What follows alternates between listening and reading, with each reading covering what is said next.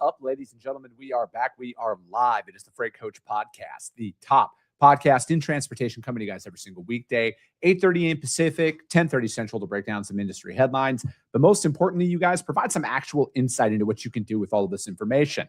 If this is your first time tuning in, welcome. This is the real side of freight, ladies and gentlemen. And I do say that before every single show. And what I mean by that is I only speak with transportation professionals, because at the end of the day, I want to talk to the right individuals who have done what you're looking to do, or who are currently doing what you're trying to achieve, so you can take that information, apply it, utilize it, and see a meaningful difference in your business and your life. Happy Monday, everybody. I am rolling solo today. So when we do solo shows, you guys, we're going to be doing our lane analysis powered by my friends over at DAT. We're going to be breaking down some industry headlines as well. And as always, I'm just going to give you guys my unfiltered opinion on what I think a lot of this stuff is going on. But most importantly, like, how can you apply this to your business? What should you be looking out for?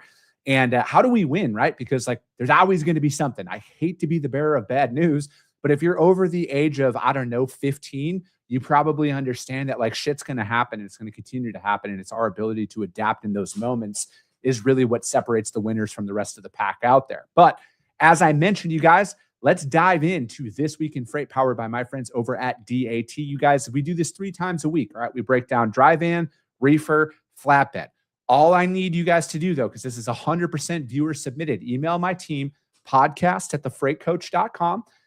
Shipping city, delivery city, trailer type. You can round up to the nearest big city if you think I'm somehow using this for lead gen. I'm not. I literally pay for the best lead generation software out there. I'm literally just doing this to help you guys read markets, because it's very easy for pundits and others to sit there and point and say, look at all of this. This is what's going on. Okay, cool. But like, how do we go out there and deliver that information to our customers? How do we win more business? How do we read what's going on? Because now more than ever, and again, I'm going to pull up this lane here and I'm going to explain it a little bit more in depth. So this one, you guys, it is the Midwest. I swear to God, the Midwest is the hottest market in the entire United States right now, because for the last couple of weeks, all 3 trailer types have all been Midwest-based lanes out there. So clearly the money is in the Midwest. And as a Midwest boy myself, it's Midwest versus everybody. This lane is Des Moines, Iowa to Richmond, Virginia for a dry van. And if this is your first time tuning in, I always look at the miles first, you guys, because transit time vastly affects what I am going to quote on lanes depending on the day of the week that it ships out, right? So this is a great Monday through Wednesday ship day. But if this is going Thursday to Monday, Friday to Monday, it's going to be more expensive out there. We move a lot of lanes that fall on that 900 mile to 1,000 mile mark that have to pick Friday and deliver Monday. And unless you get a carrier who needs to get back into that market, generally it is a little bit more expensive at that time. It's kind of the general rule of thumb out there. It is not lane specific. It is kind of across the country that I see stuff like this. And, you know, with this one in particular, all right, obviously it's up. It's up about $1,000 year over year on this lane. And I know right now in particular, you guys, for a lot of individuals who've never maybe seen a market shift of this magnitude out there, I understand today it might seem a little overwhelming, but 12 months from now, when we look back, and then if you look at the rolling 24 months, you will see some eerie similarities out there between peak pricing, spikes in the market, and everything else, because most lanes, you guys, no matter what is going on in the market, kind of perform the same. All right. There's going to be those peak seasonalities that happen. And I want you guys to pay attention to those. A couple of very easy examples out there, you guys, is holiday weekends, stuff like that. Any extended times, you're going to see peak holiday pricing, DOT inspection week, stuff like that. But there are peak seasonalities of specific lanes, you know, like produce season, you know, and then up in the Northwest, excuse me, during Christmas trees, stuff like that. Flatbed season right now, kind of across the country. But there's those peak seasonalities that happen out there, and the rate's going to be the rate. All right. It is as simple as that. So like right now, what we're seeing out here, all right, the last 3 days, this lane has moved at like $4,200 out there. So if you're in a spot market truck in hand style pricing agreement with your customer, you're in a very strong position right now. But you can't just keep jacking up the prices without substance behind it. What do I mean by that? Fuel prices have cooled off, right? Like fuel prices aren't rising out there. But again, if there's capacity shortages for whatever reason, You need to explain all of this stuff to your customers because that's why they hire you. But I think a lot of what we're seeing right now, there's still, this might sound like a little outlandish, but there's still capacity in the market. You just aren't going to pay what you want to pay. And your customer might not pay what they want to pay on some of these lanes. But to break trucking and brokerage specifically in its simple form is this, you guys, the person with the truck wins. All right. That rate might be $5,000. All right. Well, let's use this lane in particular. Your customer might hit you up and say, Chris, I need Des Moines to Richmond drive-in. It's got to pick today. All right. They might have paid $4,000 on this last week, but that's not the today price. Okay. If that's got to move, it's got to get out today. This is your option. You have to present that option to your customer. Obviously, let them decide. I'm not going in there and ever going to say gouge any of your customers by any stretch of the imagination, but you need to explain to them like where we're at right now. The rates are only as good as like maybe the next 15 to 20 minutes. Start putting a little timestamp on that as well. That's just something that I've done in the past, but that doesn't go without substance. I've explained this to my customers like, hey, the rates here, like there's a shelf life. I can't just commit to this rate for the next month, for example, unless you want to give me an open checkbook, then we can have some fun, but that's not the case out there. So, you know, again, and it's the closer to ship date, the better off you're going to be, like the more accurate your pricing is going to be. At least I've experienced this where there's going to be times where, again, we quote something on a Tuesday with like a lot of confidence that it picks up on a Thursday and then we're off. The market has shifted that much. Our normal capacity isn't going to be back in time. Things happen. So again, you have to provide rates with substance out there. And if you have a truck for this lane in particular, maybe it's going to be more in line with the price that your customer wants, but it's not on the day that they want to ship it on. Deliver that option no matter what. Hey, listen, I can get you that rate that we normally do, but you said this has to pick on Tuesday. My guy's going to be there on Wednesday. Can you wait? Can your customer wait an extra day for this? We can get that to work on that price. Provide multiple options here, you guys. Don't take any form of data as like that's what it's going to be to get it done 100% of the time. Use these benchmarks as what they are. They are benchmarks to help you read the market, but that truck in hand, that situational awareness about what's going on in the market is going to save you right now. Okay. Because a lot of people are going to just start fucking throwing rates against the wall and hoping they stick. And yeah, they might be exponentially more expensive than everyone and they might get it that one time, but that's not sustainable, right? Like your customers notice this. They see who's keeping things in line because if we're going long-term here, you guys, and that's where our mindset always has to be because it's cheaper to keep a customer than to find a new one. If your mindset is long-term here, you guys, you can eke this out where you can provide superior service and communication and better pricing than everybody else, especially right now, because a lot of people love to gouge in this environment. So this lane, truck in hand pricing, you're in a very strong spot. Contract, probably going to be doing a rebid. I think most lanes are going to be doing a rebid out there, and there's a lot of great tools that you can do. But that lane is Des Moines, Iowa to Richmond, Virginia. That is This Week in Freight, powered by my friends over at DAT, you guys. And as you know, we do this 3 times a week, and we're just out here trying to help you guys read the actual market from somebody who actually moves freight. All right. I'm not just a pretty face, although that is a very high quality of mine.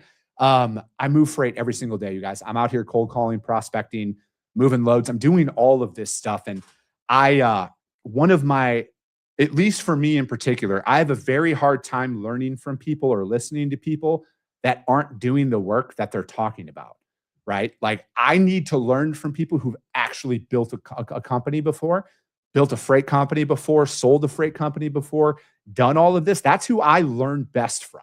I'm not saying anybody else's advice is bad. My mindset is if your idea works so well, why aren't you out there doing it? It's as simple as that, because like there's a higher upside on building a transportation company from the ground up if everything's in line, right?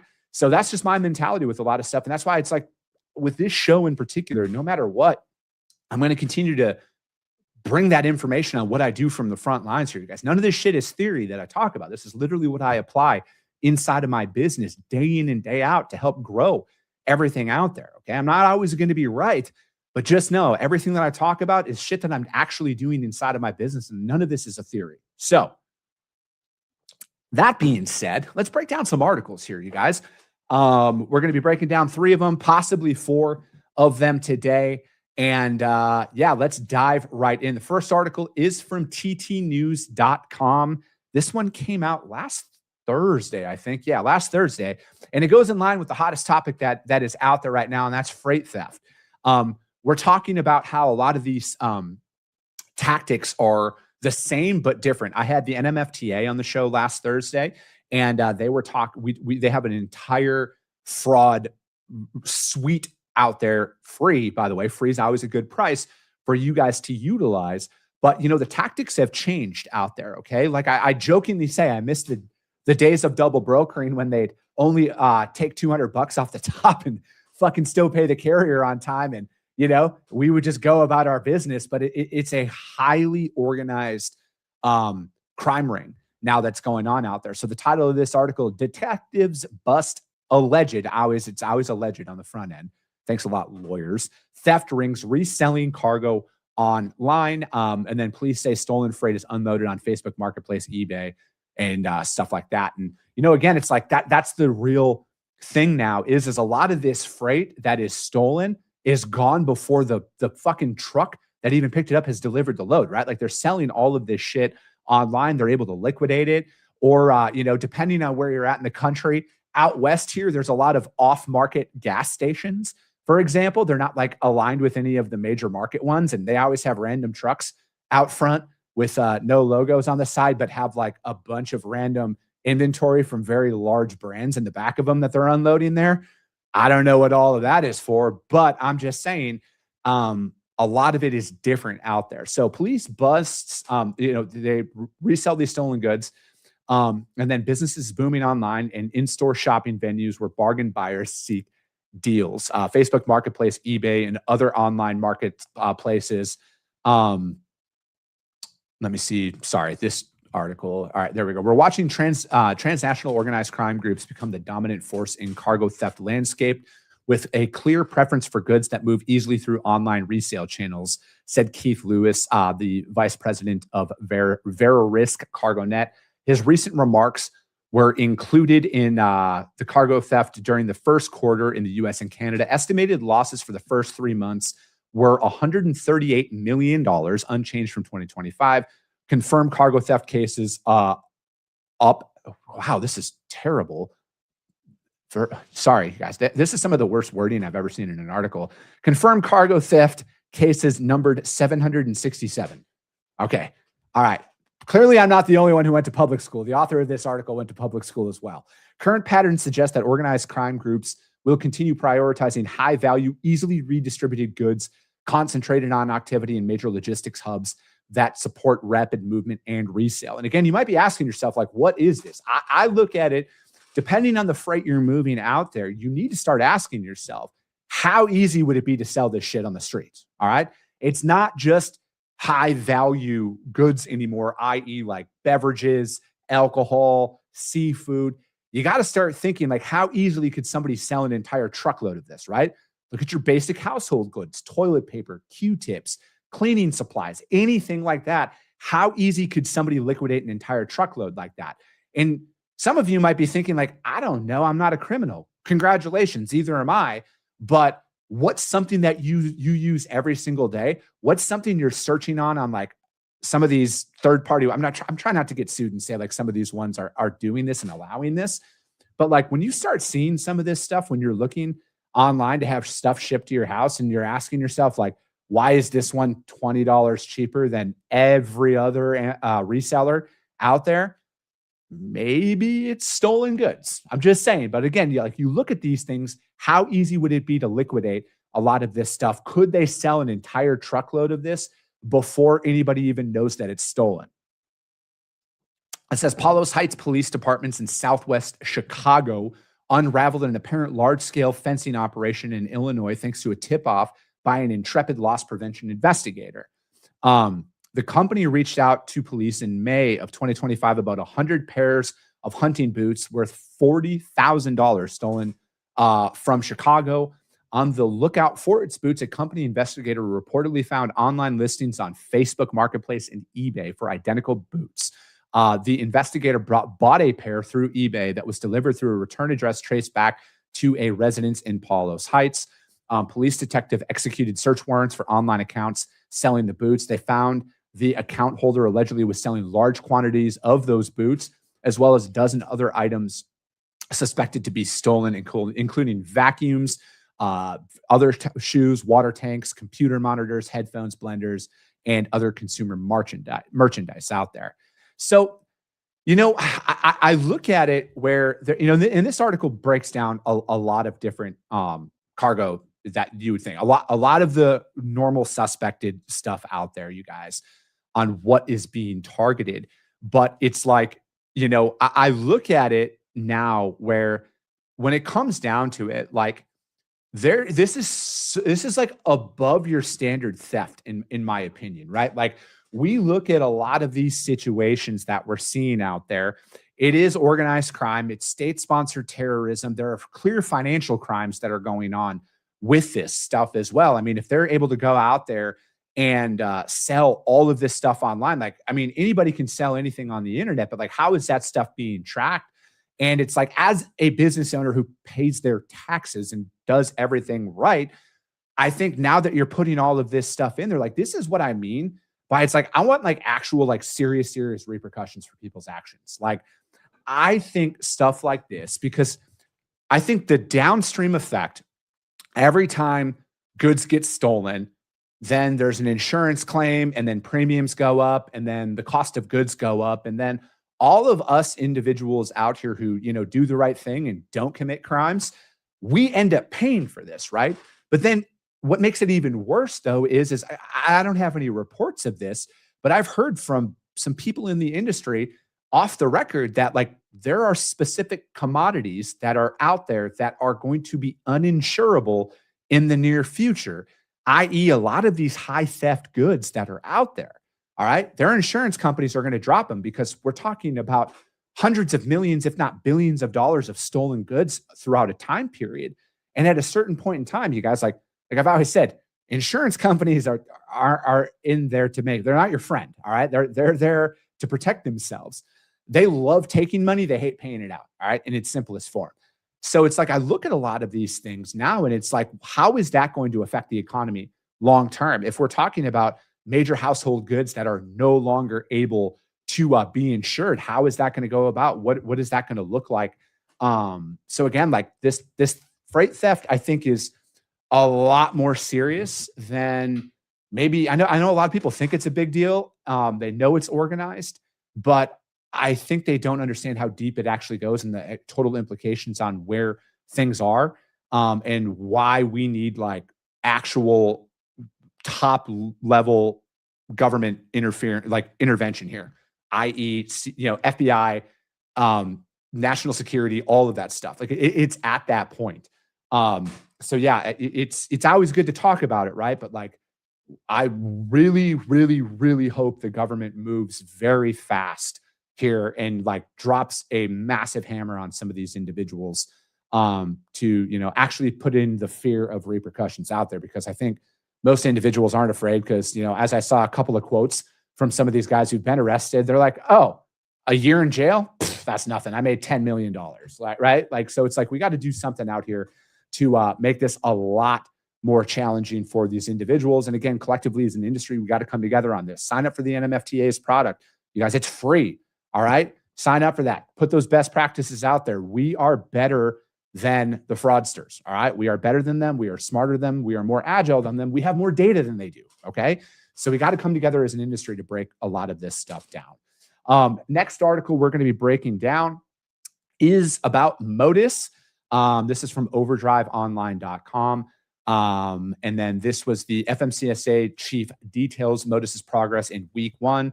1 week after the official rollout of the FMCSA's highly anticipated registration overhaul, Derek Bars has released a major progress report on the Motus platform. Designed to completely replace the agency's legacy fraud-prone licensing system, Motus has a strict identity-verified gatekeeping architecture. In its first 7 days of operation, they saw an unprecedented volume. Over 120,000 users applied for an account.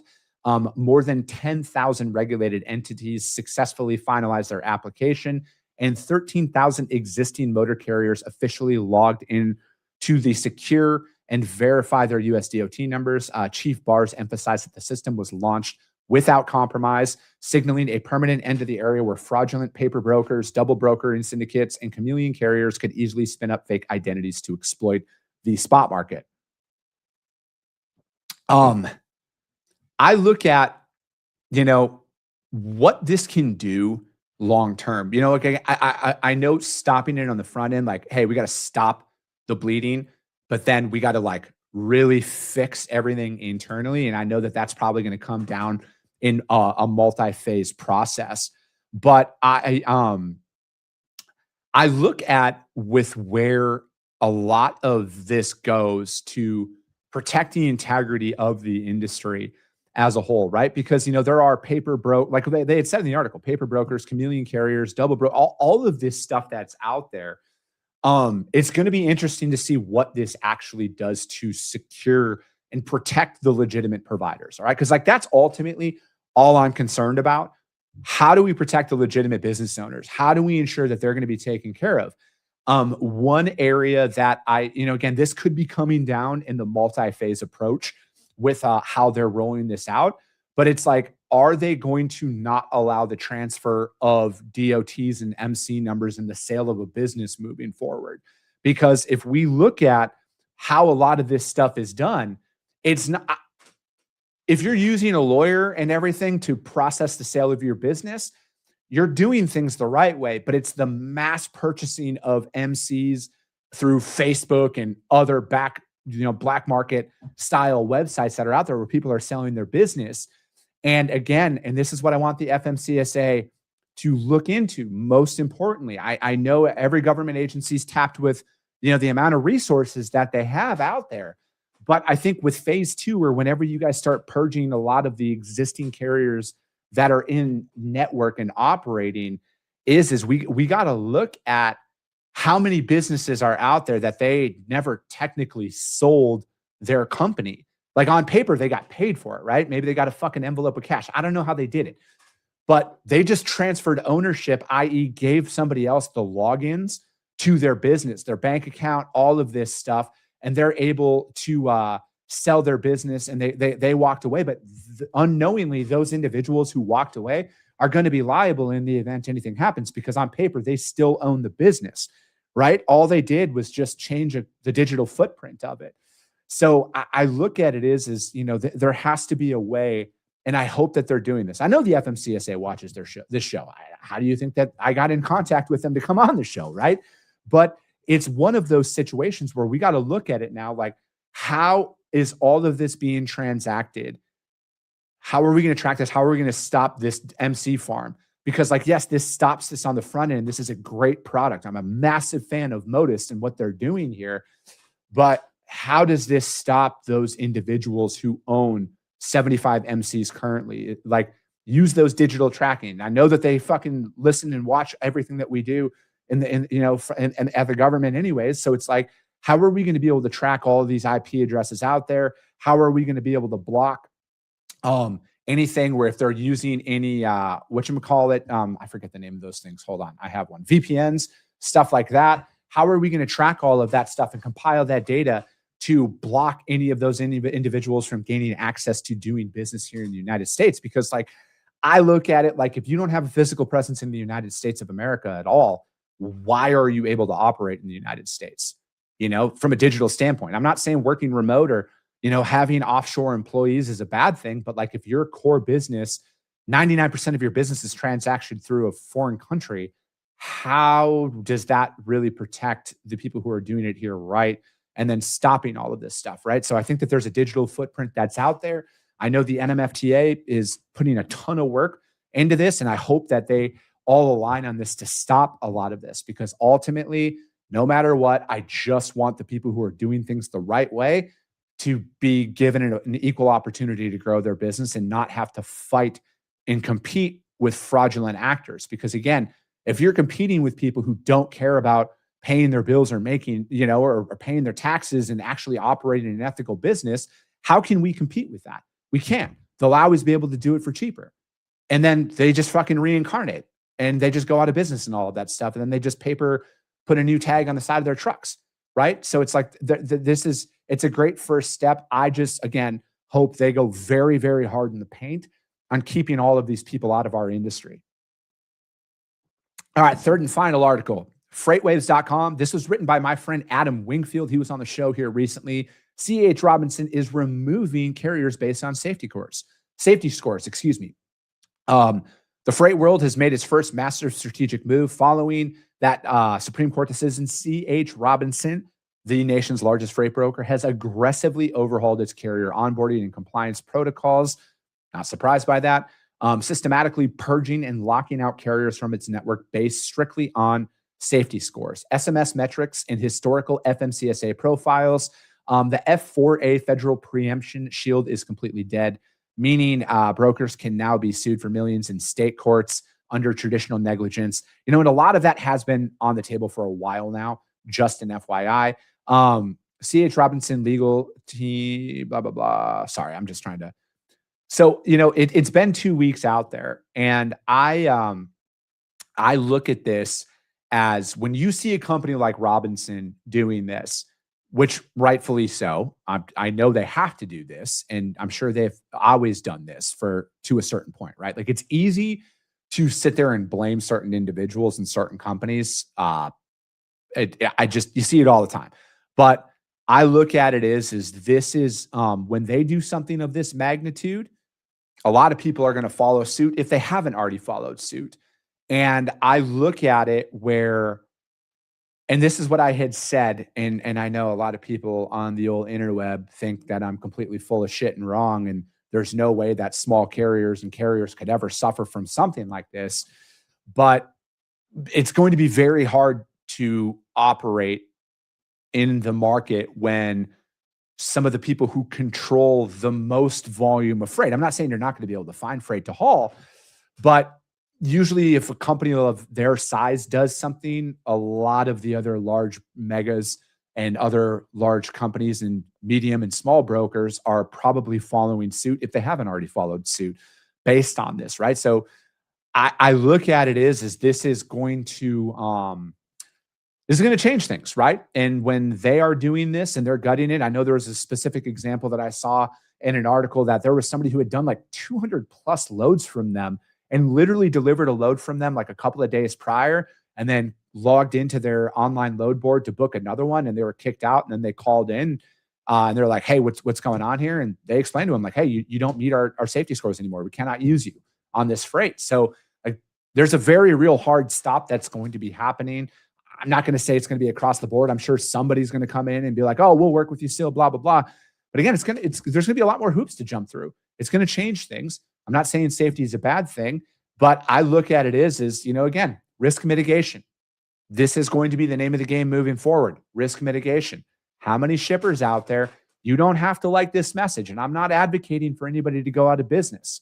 And I save all of my recordings because I know that there was one that was edited and chopped up to make it sound like I was saying something that I didn't. I keep all my originals. But if you're looking at this from a pure risk standpoint, this fundamentally changes the game. This is going to make a lot of manufacturers and shippers question, how do we avoid any and all liability at all costs? Brokers have, for a long time, shouldered a lot of that liability. I think this is going to create more reliance on brokers that are out there. And I think you're going to see a lot more companies following suit if they haven't already, right? Like, everybody reassessed their entire compliance department over these last couple of weeks. I don't care what anybody says. Everybody online had everybody's fucking perfect on the internet. I guarantee everybody behind the scenes was dissecting their entire process to make sure, what can we do to ensure that we can't get sued, to protect ourselves and everything else. It changes things. Again, I'm not advocating one way or another. I just think that it's going to make it a lot more challenging for people who are celebrating this ruling. Unless you got your shit in line, right? Like, unless you can show. But again, I think this ultimately forces the FMCSA to conduct actual safety audits on a lot of these carriers that are out there and operating in the market. Because if you've been in business for a long period of time and you have no verified safety record on the internet or on the FMCSA database, I think that's going to have to change here soon.